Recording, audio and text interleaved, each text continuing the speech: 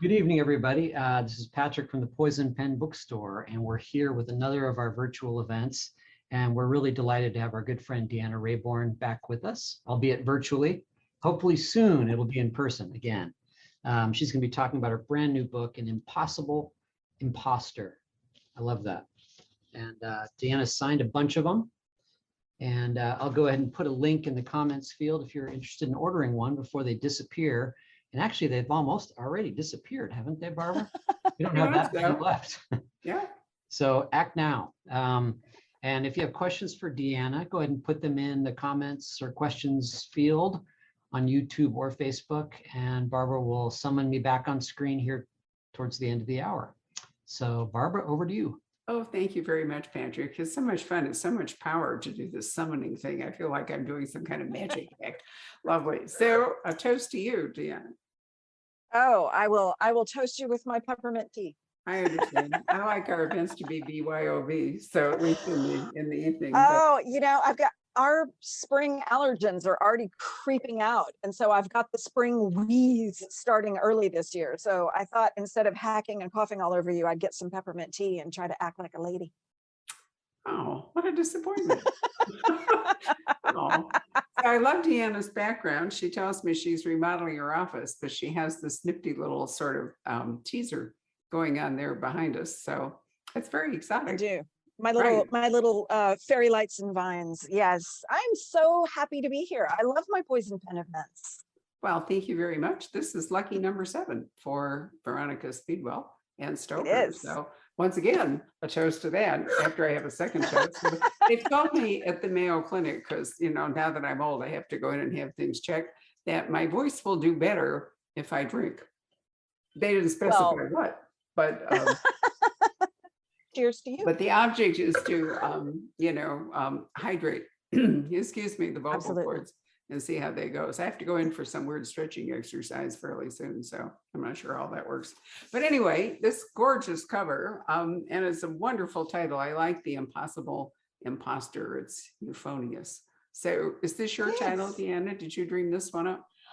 I think this one actually is a title that I came up with. The titles are always kind of hit or miss, whether my working title stays with the book or whether it doesn't. And usually we know pretty early on if the title works, because it's art department wants it to be able to fit on the cover, and sales and marketing don't want to have, be tripping over their tongue when they're trying to describe it to people. So they need something that flows. And sometimes I give them, like the very first Veronica book ended up being pubbed under A Curious Beginning, which was not the working title. The working title was The Unlikely Adventures of Veronica Speedwell, Volume 1. And they said, absolutely not.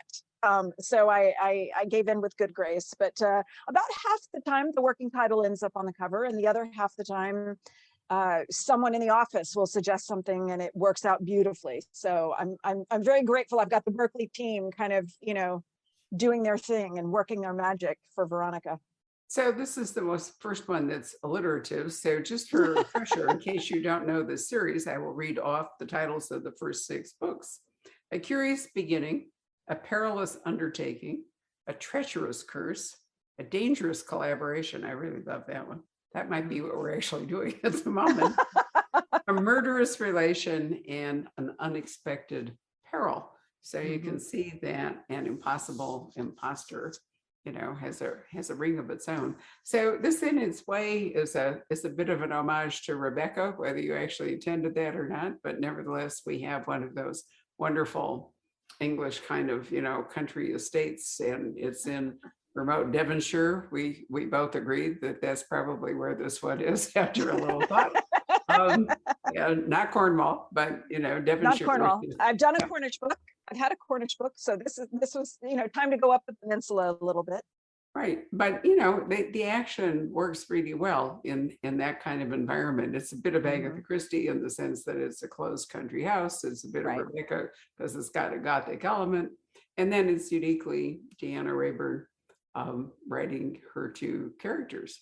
But what really is interesting about this book is the real history that underpins much of the point of the story. So want to tell us about the actual event that triggered this off? Well, it was, this book was born out of about 4 or 5 different things that I had swirling around in my head that all kind of came together at one time. One of them was I've doled out little bits and pieces of Veronica's past through the earlier books. And one of the, it's kind of a running joke now. She was kidnapped by Corsican bandits. She was shipwrecked with a Chinese monk, and she was in the eruption of Krakatoa. So at some point, I wanted to deal with the fact that Veronica had been in that part of the world when Krakatoa erupted a few years before we meet Veronica. So that was going on. That's one little piece of the puzzle. Another one is the very first mystery I ever remember reading was Hound of the Baskervilles. And that it's still my favorite Sherlock Holmes to this day, because it was just so atmospheric. Even though it's the one that Holmes is in probably the least, I loved the setting of it. And so I always swore I was going to do a Dartmoor book. I had to do a Dartmoor book, but I didn't want it to be Holmesian. I wanted it to have its own kind of vibe. So the setting was definitely an homage. And of course, Rebecca for years was my go-to travel book. Before we all started traveling with Kindles and you could take like 700 books with you at one time, I would take always, and I still do travel with 2 backup paper books always, but I would always have a copy of Rebecca in my carry-on bag wherever I went.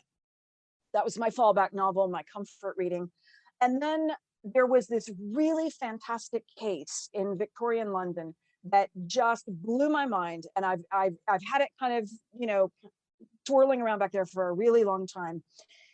In the middle of Victoria's reign, there is the heir to a fortune who has disappeared in a shipwreck, allegedly. And the family grieves, they move on with their lives. And about 10 years later, a man shows up claiming to be the lost heir to this fortune. And it became just this massive news story. It gripped the country. Everybody had an opinion. Is he telling the truth? Is he not? Because he looked nothing like the guy he claimed to be. He was inches taller. He was about 150 pounds heavier. But he did have a couple of little physical peculiarities in common. And he seemed to know some things that only the missing heir could know. So the mother who had lost her son claimed him and said, yes, this is my boy. The brother who had inherited the estate without him said, not so fast. I want to keep my inheritance.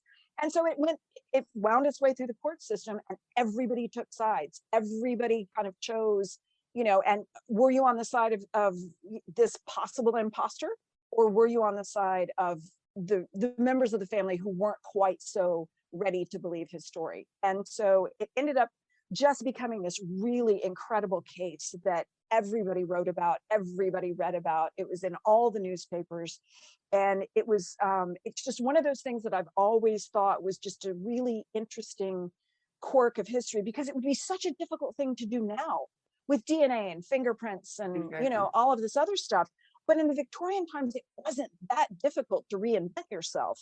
And it turns out this guy did absolutely reinvent himself. He was a butcher from like Wagga Wagga, Australia or something. And so he ended up claiming to be the heir to a fortune, and he had no right to it whatsoever. But it got me wondering how easy it might be to get away with that if you were of a mind to do that, or how difficult would it be if you were the person who had been through some terrible ordeal coming home and people didn't believe you.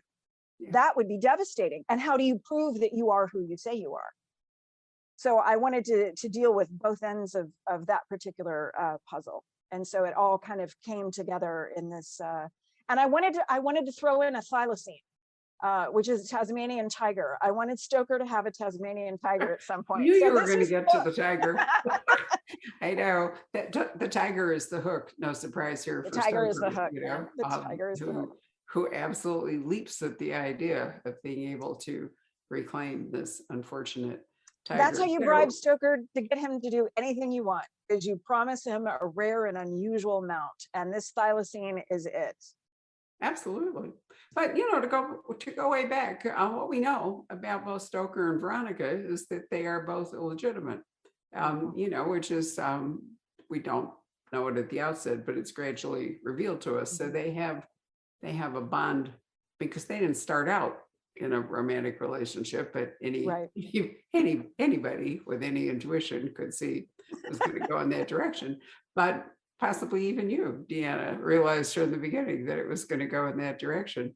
But anyway, the fact that they're both illegitimate, and they both have wanderlust, and they both are dedicated to natural science, which, was an enormous thing in the Victorian era, naturalists of all kinds. So Stoker, does his thing with taxidermy and all the rest of it. Veronica, we know, is, the butterfly thing. And, it's a little, I don't know today whether we would feel quite so ready to embrace collecting butterflies. Do you think that that's something that's kind of passed with the Victorian age? Absolutely. There's a wonderful young woman who I follow on Instagram who is she mounts butterflies to sell. And she always makes it very, very clear in every one of her posts that these butterflies are collected after death. They're not netted, they're not killed. They're allowed to live their full normal lifespan. And then all she does is preserve them once they die of natural causes. And it is something that has occurred to me working through the series. And so Veronica and Stoker have actually both wrestled with that question. Yeah. And Stoker is very much on the forefront of kind of the conservation movement within natural history, which is not, we need to go out and kill everything, because we learn in Stoker's past, he has done that because that was actually what natural historians were doing at the time. They were going out into the field, they would shoot a specimen themselves, they'd field dress it, take it back to a museum, taxidermy it, put it into a display. And Stoker's the one of the first people, and it was absolutely happening at the end of the 19th century, that you had natural historians who were saying, should we really do that? And so really what Stoker's doing now is he is rehabilitating mounts that were very badly done to start with, and putting them back, kind of bringing dignity back to this specimen, saying, okay, we need to honor this animal and make it look its best, and we need to use this as an educational tool so people understand, oh, hey, this is what this animal looks like. I don't need to go shoot one of my own. Here's one. I don't need to stick one in a zoo. I need to make sure that I help preserve this animal's habitat. And so that movement, people always tend to think that that's a thing that was like maybe late 20th century, and it's not. The Victorians were absolutely already starting to think about that. And, Veronica has kind of gone back and forth about whether she will net a specimen or not. And several times in the series, we see her let one go, or just not net it in the first place and just instead watch it fly off. And she has her vivarium now that Stoker has kind of rehabilitated for her out of this wrecked glass house where they live. And she's able to raise her own, which I've done, and it's nasty. You think butterflies are beautiful, but they're gross. I love them, but they're gross. They smell awful. But she has these gorgeous butterflies that she can watch, larva, chrysalis, Right. emerging, and then their natural lifespan, and then they die, and she can mount them at that point. So she's actually taking care not to do as much hunting in the field as she used to, which I think makes them a little bit more palatable to modern readers, hopefully. Well, part of the whole point of her going off with her net was that it gave her a chance to go to all these exotic foreign places, and it was lucrative. I mean, that's the other thing. Well, it was literally how she earned a living. Yeah, Exactly. I mean, it was because Veronica, and I've told you this story many times, that Veronica is loosely based. She's inspired on a real woman who actually earned a very good living doing this, because it was a respectable occupation for a woman to have. You could still present yourself as being fairly ladylike, as opposed to, I work in a shop, or, it was considered to be a genteel occupation. So she could still present herself as a lady, even though she's earning money. She would have been in a gray area in that regard, kind of like governesses were, not quite fish nor fowl. And so Veronica has had to support herself since the age of 18. And this was a way of doing it that enabled her to travel. It enabled her to be her own boss and make her own decisions. And it also kept her fed and clothed.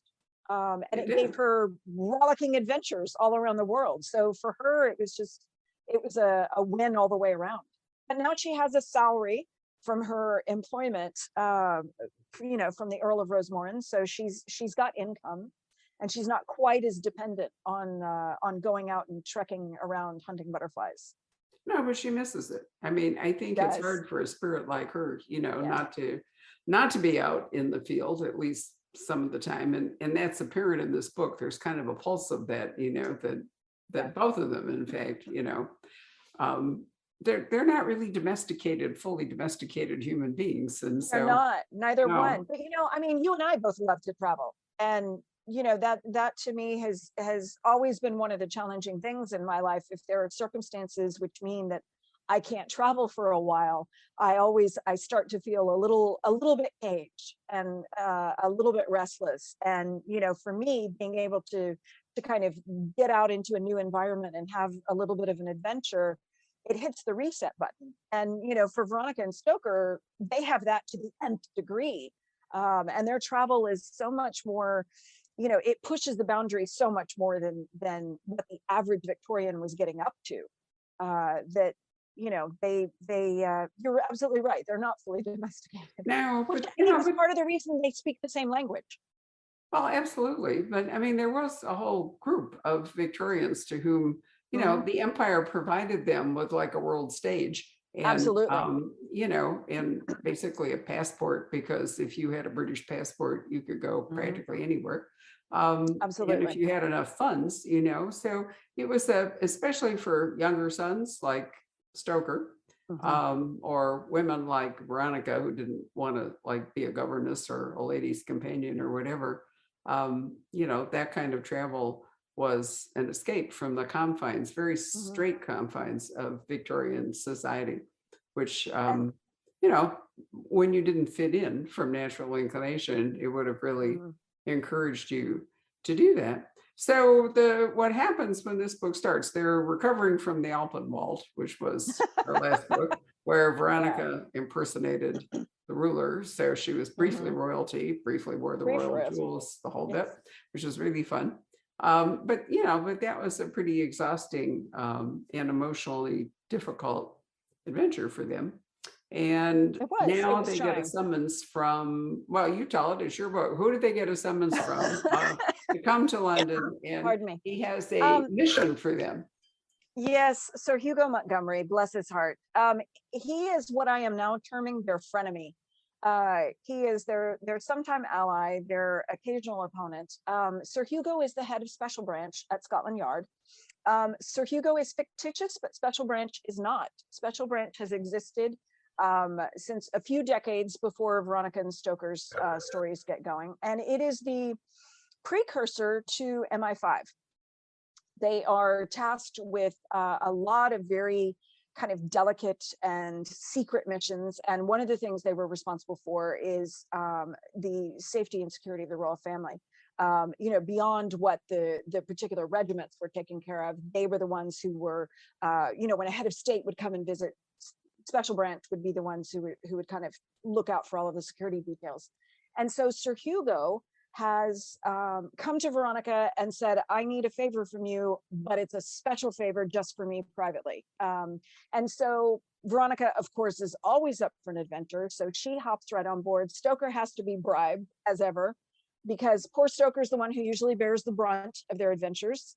He's been shot, he's been stabbed, he's been nearly drowned, he's been manacled. I beat poor Stoker up almost every book. And so he reluctantly agrees to help her as long as he can get his hands on this elusive and very special Tasmanian tiger, a thylacine, which is his dearest wish in the world. So they travel to a country estate on the edge of Dartmoor because Sir Hugo is afraid that the young man who has turned up pretending to be the heir to an estate is not who he claims to be. And Sir Hugo's link to this is this young man would be the older brother of his goddaughter, his much loved and kind of wayward goddaughter. So he wants Veronica, because Veronica, if this young man is telling the truth, Veronica would have known him on her travels. And so he feels like he can prevail upon Veronica to go in and do her usual meddlesome things and find out the truth for him. So I will add, any of you who read Anne Perry's Victorian Mysteries know that Thomas Pitt rose to be the head of special branch in her books, migrating up from a fairly low job in the police force, to this. It can, and really there was nowhere higher for somebody like Oh, Thomas absolutely. to I mean, go. they were the ones spearheading the Jack the Ripper investigation. I mean, this was, as high as you could possibly get at the Metropolitan Police Force. So Well, Sir yeah. Hugo is a good person to know, but you want to keep him on your good side. So that's part of the reason Veronica's inclined to help him out. Oh yeah, because absolutely. they've She crossed wants, swords with him she before. wants him to owe her a favor, For once. rather than the other way around. So what we have, we arrive here, and interestingly enough, the young man who's come back is not trying to claim the estate. What happened was, those of you who remember Downton Abbey will recall that in the first season, when the presumed heir goes down on the Titanic, is the way I remember it, and suddenly there's a new man who is going to be the heir to Downton. And the reason is that the estate is entailed, so it has to pass from one male heir to another male heir, generally the oldest of that generation. It was pretty rare that the estates were entailed on women, and it was a way to protect property.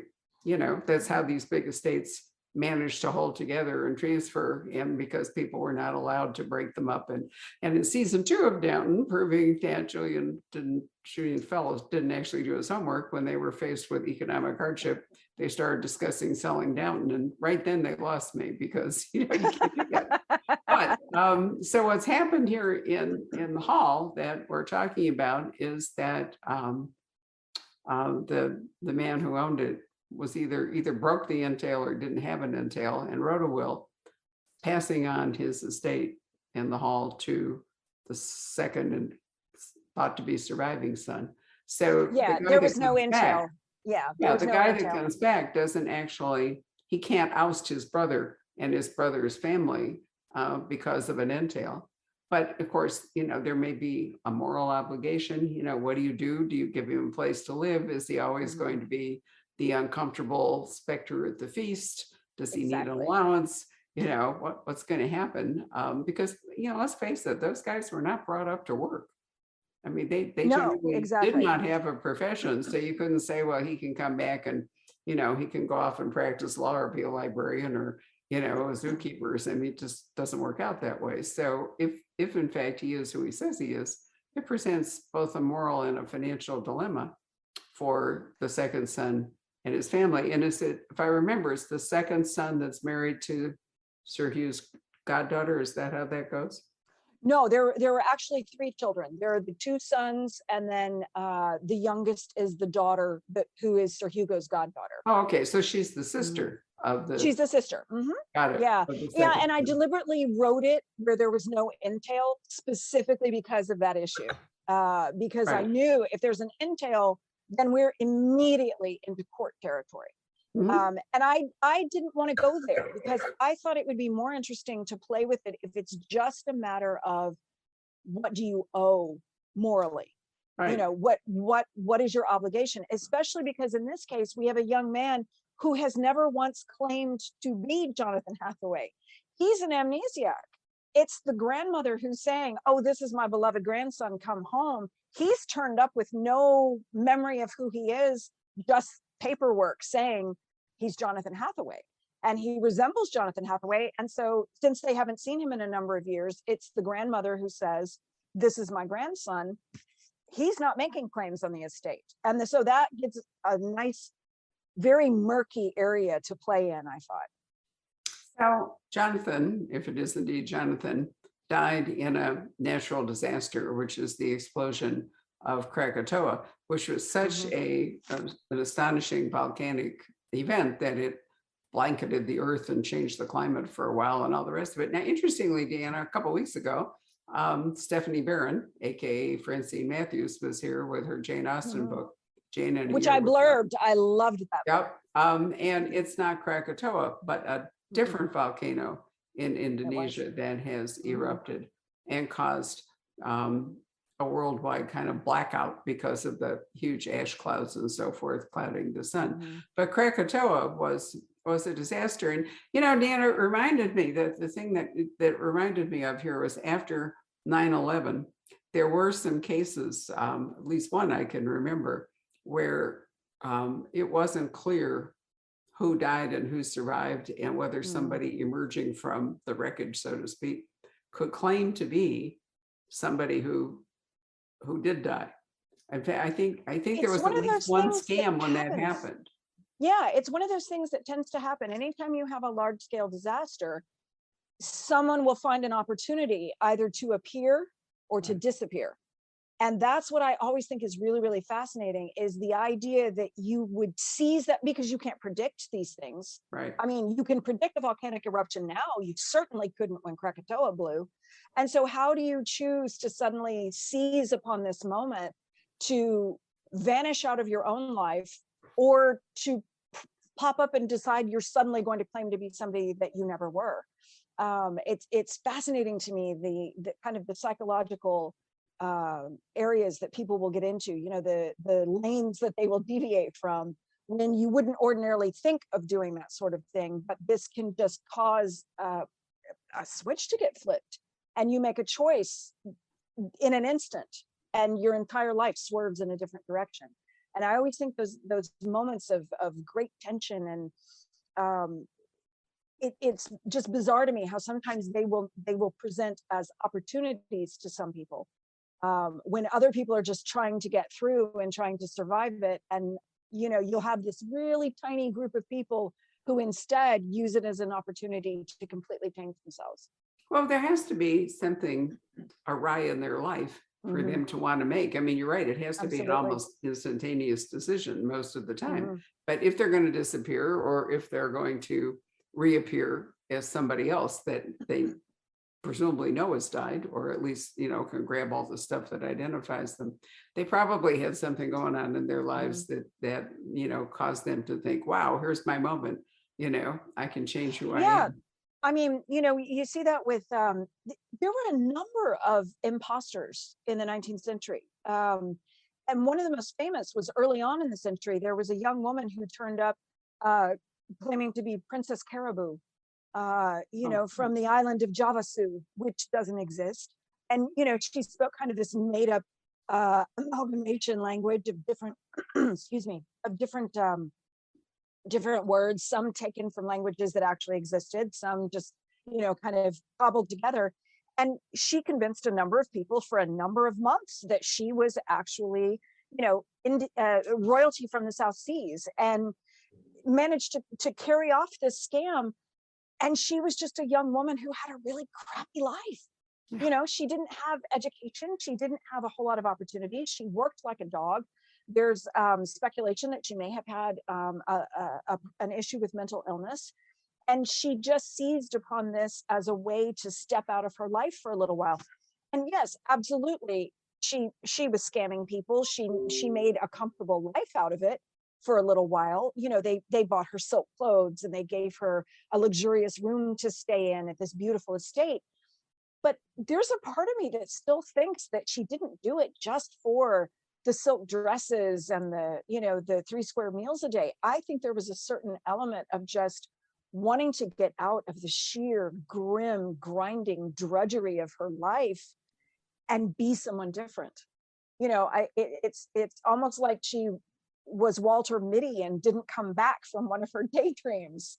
And you see that with a lot of these people. And I think I absolutely understand why a butcher from Australia would decide to try to be a baronet if he could, or, you know, why this young woman would, with no education and no real prospects, would claim to be a princess who didn't speak English, I've always you know, thought one just of the for a most little interesting, kindness. yeah, I've always thought one of the most interesting people like that was the woman, I think her name was Anna, who claimed to be Anastasia, the Romanov, the youngest of the Romanov Anna sisters. Anderson. Yeah. And, you know, I've always felt that with her, it was really a mental, I mean, I think it was not so much, it wasn't really for profit, it was for a mental condition or something. It I don't absolutely know. I was. mean, nobody ever, but of course it was blown away when Prince Philip agreed to Mhm. submit his DNA, and they proved that the skeletons they found at Sarkosello were in fact all of the Romanov children, all five, and the Tsar and his wife. And so Anna couldn't be Anastasia. I mean, but But part of it too, I think, was that people really wanted to believe that one of them, because it was such a brutal Oh, execution absolutely. and so pointless to kill the girls. I mean, that I think a lot of it was people wanted, it was like a fairy tale sort of a thing, people wanted to believe that she had survived. But as you point out, today we have forensic tools that make it virtually impossible for any of this to happen. I mean, Well, in the case of Anna Anderson, I mean, she first came to light when she attempted to commit suicide wasn't in that? Germany. Yeah, she jumped off a bridge into a canal and attempted to commit suicide, and they fished her out and took her to a mental hospital. And it was when she was in this psychiatric ward, after she'd been there for months, no one knew who she was. She wasn't talking, that someone noticed her resemblance, what they thought was a resemblance to one of the Tsar's daughters in a magazine. And that's how the whole thing got started. It absolutely had its roots in a young woman who had been through a seriously traumatic experience, a number of them, and ended up so desperate that she was attempting to kill herself. And I completely understand why in a psych ward, if someone says, hey, this princess, is this you? Sure. But Sure. people want to hold on to myths even in the face of truth. And we traveled to Romania. I think must have been 2018. Laurie King went with us. She was researching one of her Mary Russell books. And anyway, so we're a group. And Laurie wanted to go to Transylvania. And there's a whole tour thing when you go to Romania where you can go to Transylvania and visit Bran Castle, Dracula's castle, and the whole thing. And what you find out when you go there is that actually Vlad was never there, that this was something dreamed up, believe it or not, by Americans I think in the 1950s or something. But the myth has grown to the point where there are now, whole tours that go to this little castle where actually Queen Marie, I think it was, the last queen of Romania, lived. But the point is people want to believe that is Dracula's castle, and it's just amazing to me, that in the face of actual reality, people still want to hang on to that idea. And we love our there's a fairy lot of tales. mythology that I think survives, not because the central figure necessarily wants it to be that way, but because people want to, they want to hold on to a myth. I mean, we could make an analogy to, January 6th in some respects in that case. What was it really? And it's very hard to truth can get bent, and it's very hard to get people away from that because it's one of the most they want to buy into.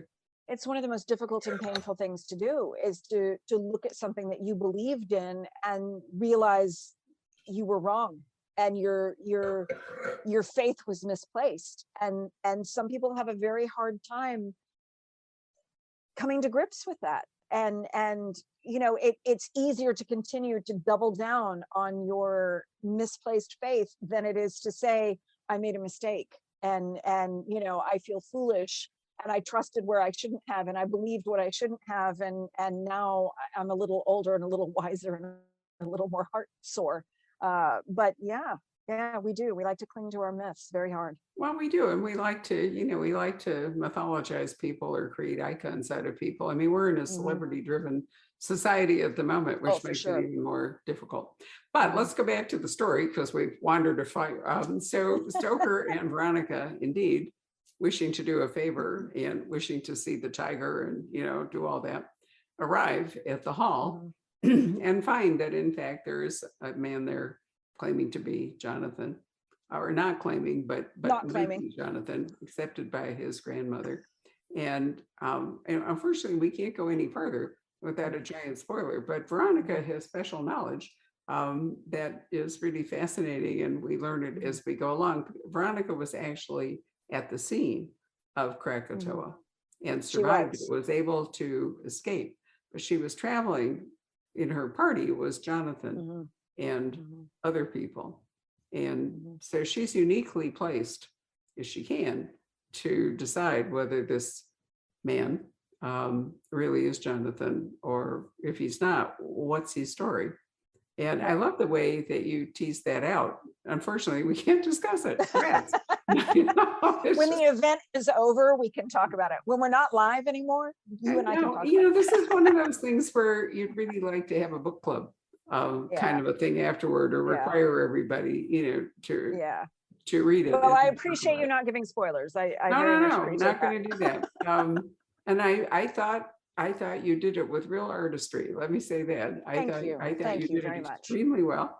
And it's an interesting chapter, in fact, in this unfolding relationship between Stoker and Veronica, because while each book is indeed an individual investigation, with a Mhm, fully realized mystery, the truth is that, this is an ongoing story. It's this very mhm. long overhead story arc, and only Right. Deanna, and even she may not know where it's actually going.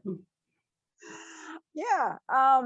There I've I've known from the beginning certain things that were going to be doled out over the course of the arc of their story. And I've known where certain things were going to be doled out. And I try to alternate whose past we're dealing with so that Right. it's not, I didn't in the very first book that I wrote in the series, A Curious Beginning, I turned it into the acquiring editor at Berkeley, who had originally brought me into the fold. And she said, I love this. This is great. She said, but these 50 pages right here, she said, these were just for you. You need to take them out.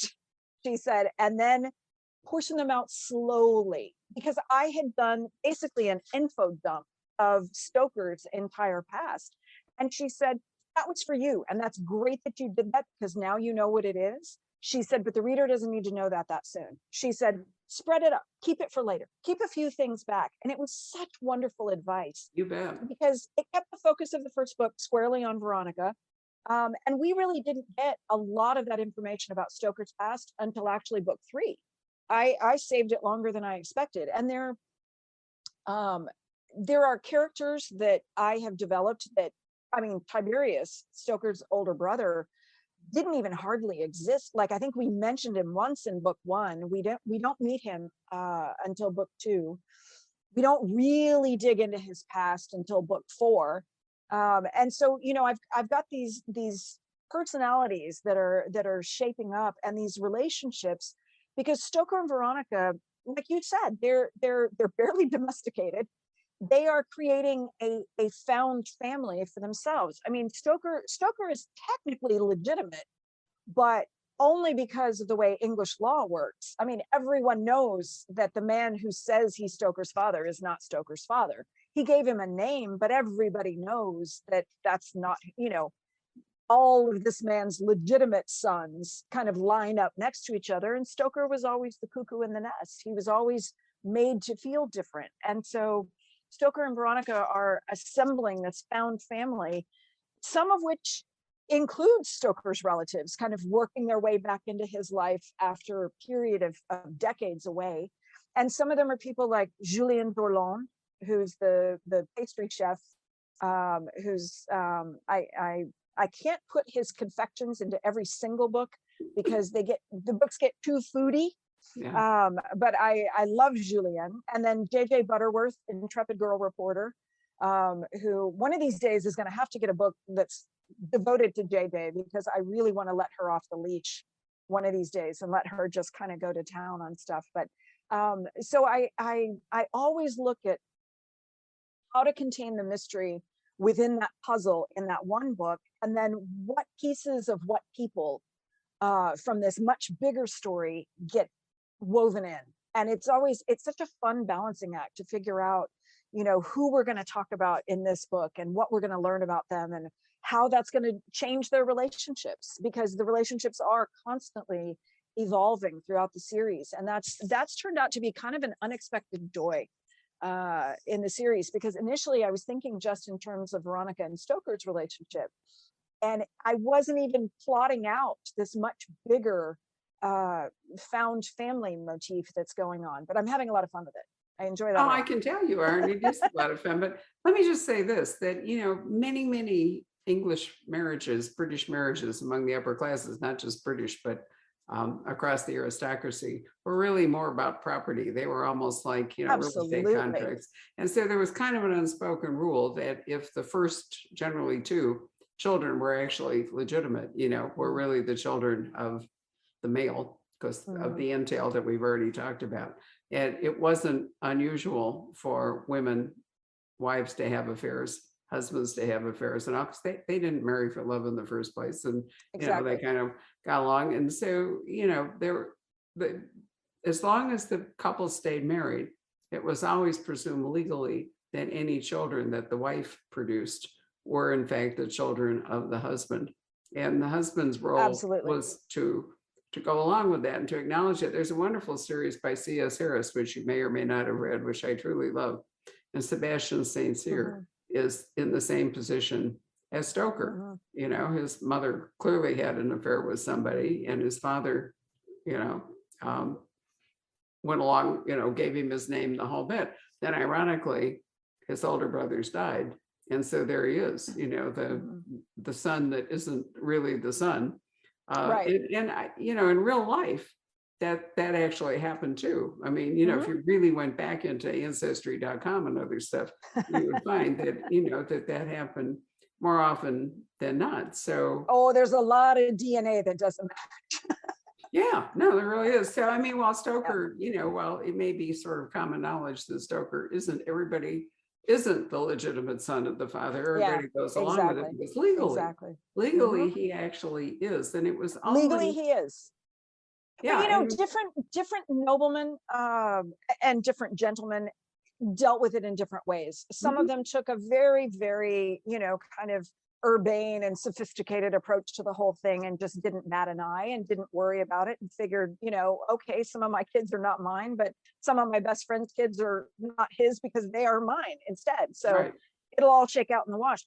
But, others were a little bit more marked in their coolness towards the children they knew didn't actually belong to them. And that's always interesting to me too, to see which families it was understood and it was known.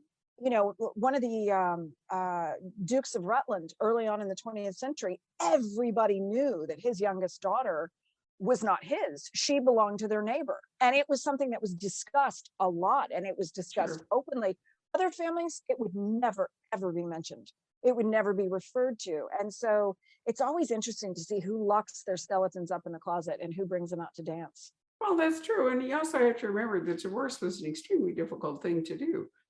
It's a very much, 20th century kind of thing. So it wasn't the fact that the wife had an affair and produced a child, or the husband had, many mistresses and the whole bit, was not grounds for divorce. It was really tough. And if you were in the aristocracy, you could only actually get a divorce through an act of parliament, as I remember it. You couldn't up even until go the through the divorce 1880s. courts. Yeah, up until the 1880s.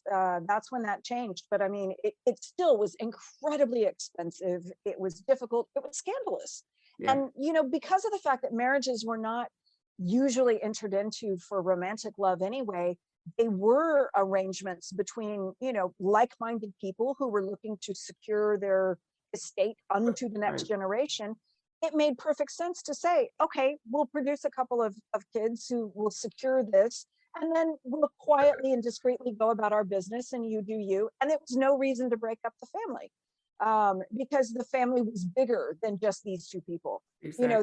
There was your place in history. There was your place in the story. And it's really funny because when you go to any of these grand stately homes in England, I remember walking into Castle Howard in Yorkshire, which is this massive pile of a house. I mean, any place else it would be called a palace, because it is a small palace. It is remarkable. But I walked into that place just thinking, my God, the weight of history and responsibility. If you are the person who is the caretaker and you didn't ask for that job, you're born into it. You may not be good at it. You may not like it. But the weight of that responsibility to make sure that nothing disappears on your watch that this house doesn't, that you are a custodian that keeps it all together, because most of these houses they're tiny museums. They hold the best and most exquisite craftsmanship that British artisans were capable of, and a lot of times continental artisans, because they brought people over to work in the houses. But to see, all of these gorgeous structures and all of the treasures that they're filled with, and to know that it's on you to make sure nothing happens to that, would be absolutely terrifying. I mean, it's a wonder they don't all have, gray hair at the age of 12. Well, it's back to the entail. That's how they managed to keep it alive. And this is also the reason why many marriages were all about money, because it took an extraordinary amount of money to maintain these gorgeous places. And well, that's why Winston Churchill turned down a dukedom, is because he said, no, it's too expensive. I don't want, because you're expected to live in a certain style. When as you climb the ladder of nobility, your way of life is expected to keep pace with that, and it's hideously expensive. And there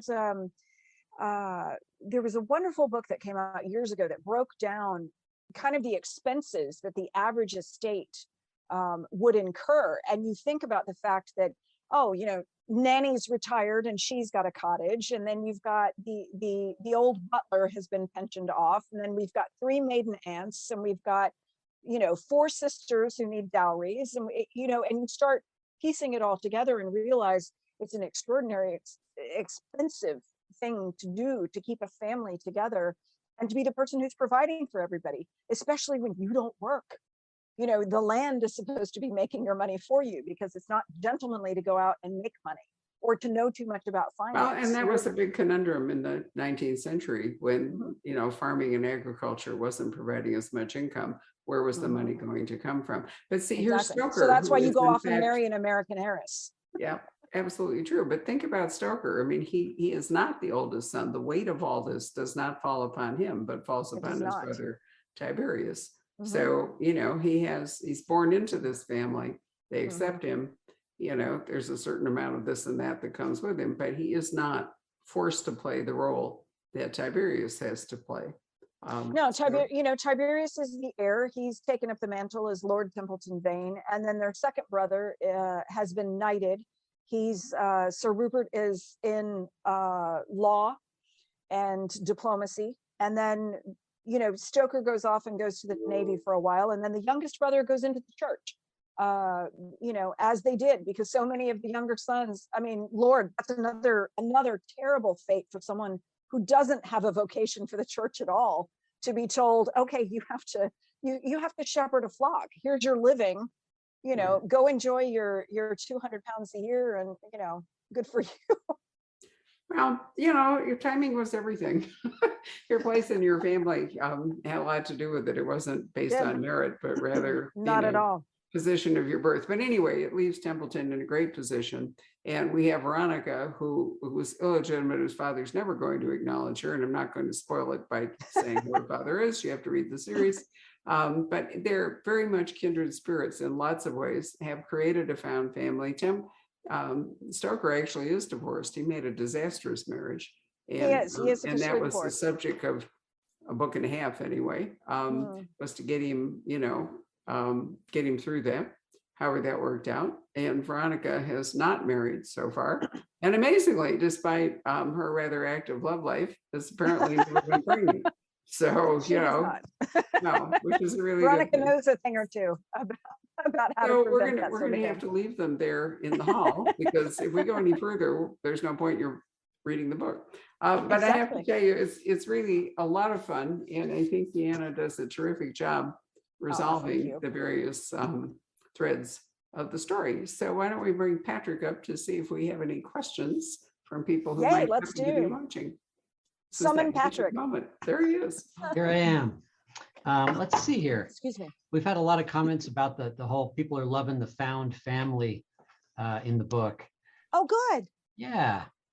Well, can you give us, you were telling us a little bit before we went live about your next project. Yes. Can you tell us about it? I can. I have another book coming out this year. It is coming out in September, at the beginning of September. It is my very first contemporary, so I am beyond excited about this. It's been in the works for a while. It is about what happens when 4 female assassins on the cusp of retirement have to band together to take out the organization they work for. So I have 4 60-year-old female assassins who are kicking ass, and it is called Killers of a Certain Age. Oh, that's How fun. I'm Great going to love title. that. I had just, I mean, a sinful amount of fun writing this book. And as soon as my husband read it, he said, "Oh my God, it reads like your Twitter feed." So if you follow me on Twitter and that's fun for you, you're going to want this book, is all I'm saying. If you're a Mrs. Polifax fan, if you're a Dorothy Gilman fan, this could be a book for you. You know, I really miss it's Mrs. Polifax. You know, that was I a do too. pioneering I series. love Mrs. To me, this is it's, you know what it is? It's a cross between, it's Mrs. Polifax meets Modesty Blaze. That's what it a is. great way to describe it. Love it. Okay. Anything else there, Patrick? Let's see. Alana says, could we please get the JJ Butterworth story? That would be amazing. Right? She has I a think she big would be role in so this much book. fun.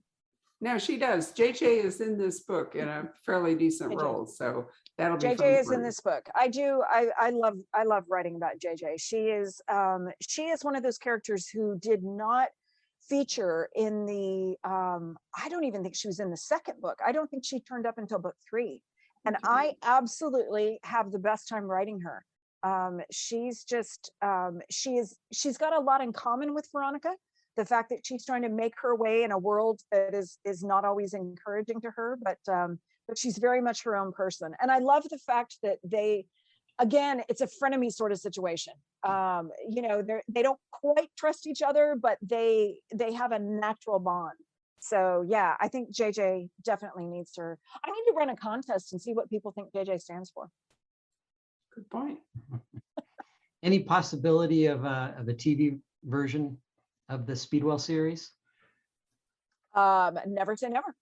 Never say never. I have actually I have turned down a couple of offers because it's the sort of thing that I would want it to be with the right folks to do it. And my feeling is once I sign away the entertainment rights to Veronica, that would then become their story to tell.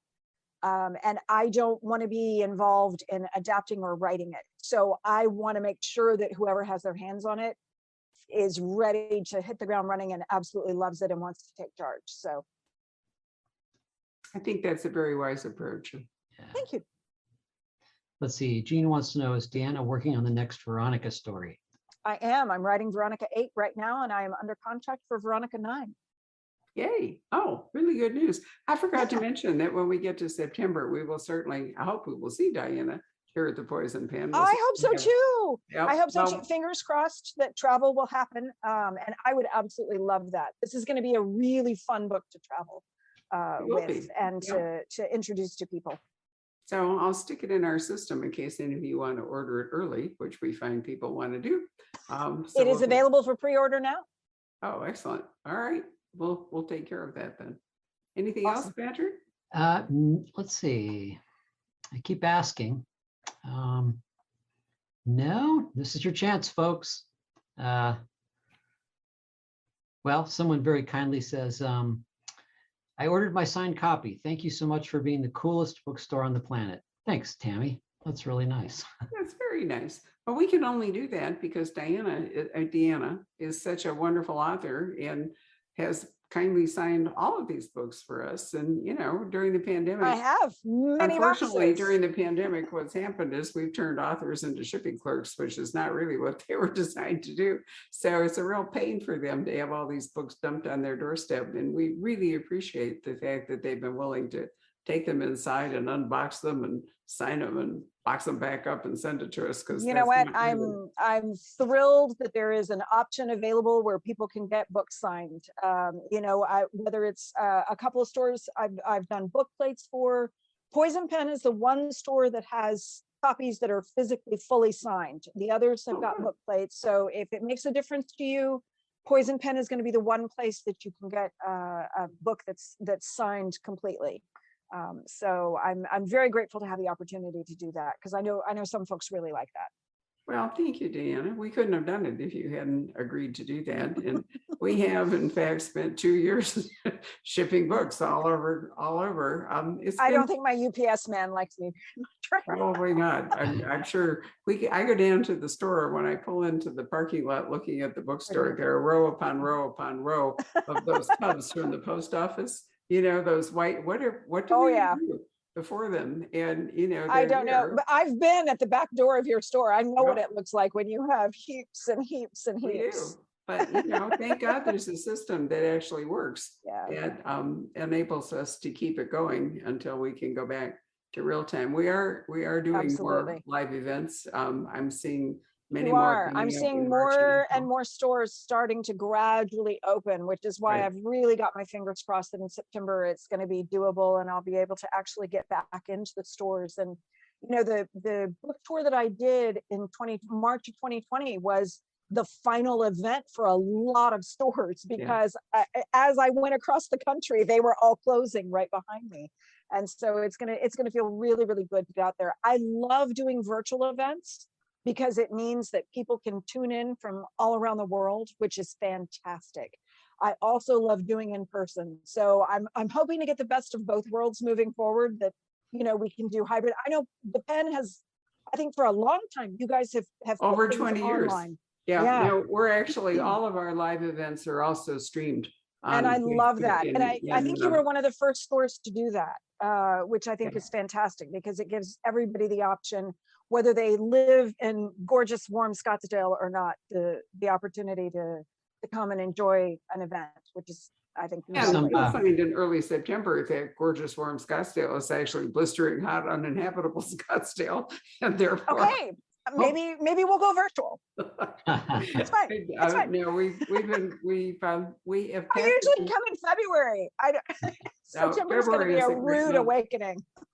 I got some. Actually created a studio where we did a really tricky in-store virtual live event on Tuesday night, and Patrick has really come a long way in working out how we can manage all that. And we also do podcasts of our events. So for people, who don't want to sit down and watch one, they can actually listen to the conversation. Oh, that's fantastic. It's been an interesting and very creative time.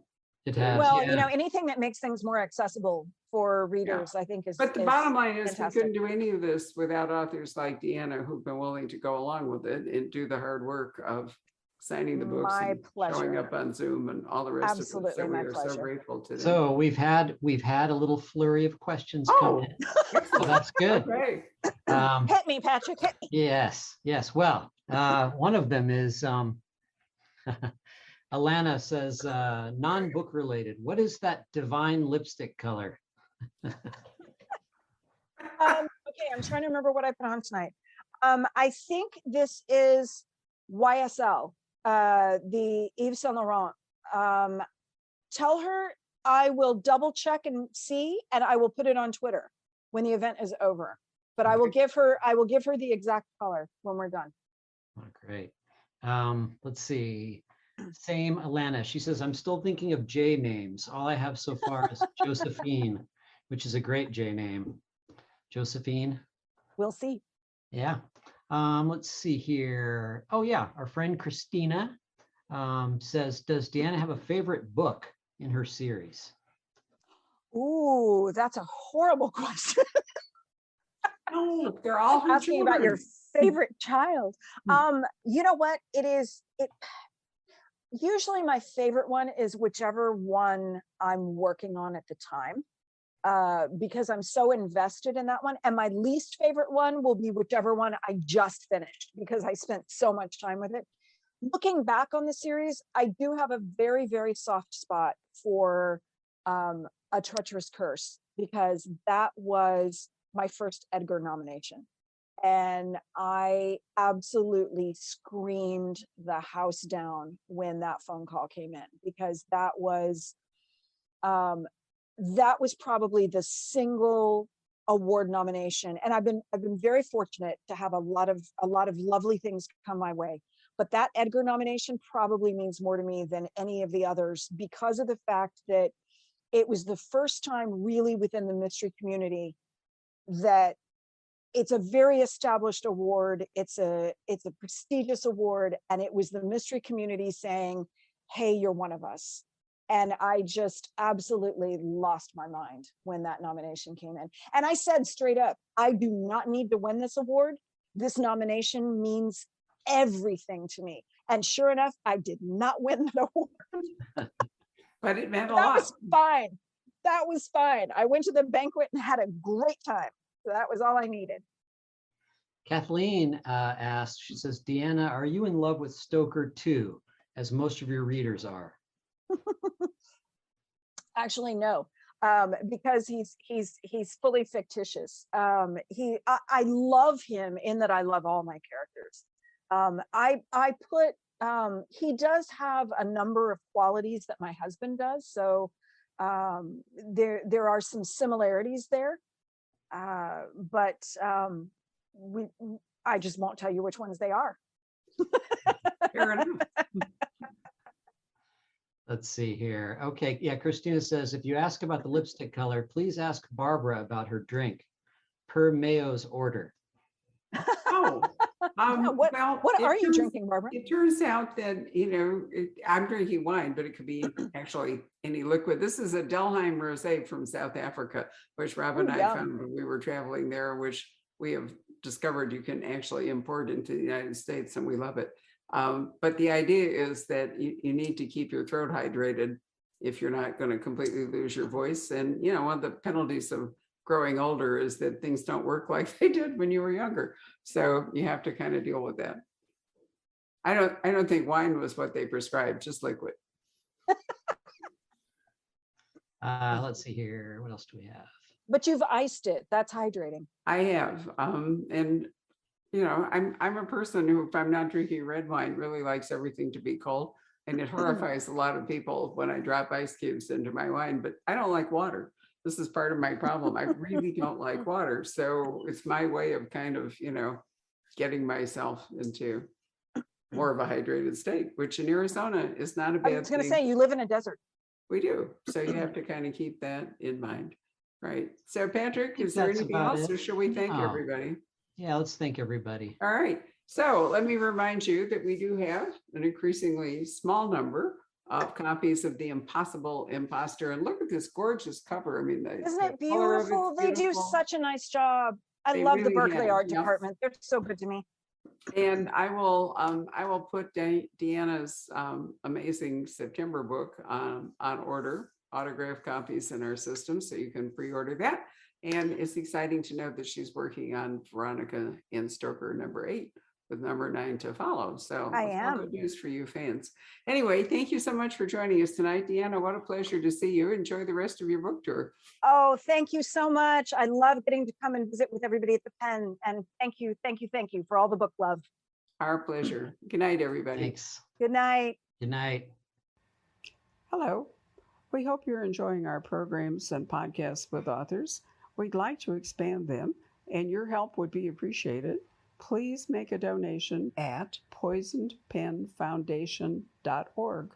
100% of the proceeds will go to help connect authors with readers in this difficult time. Thank you.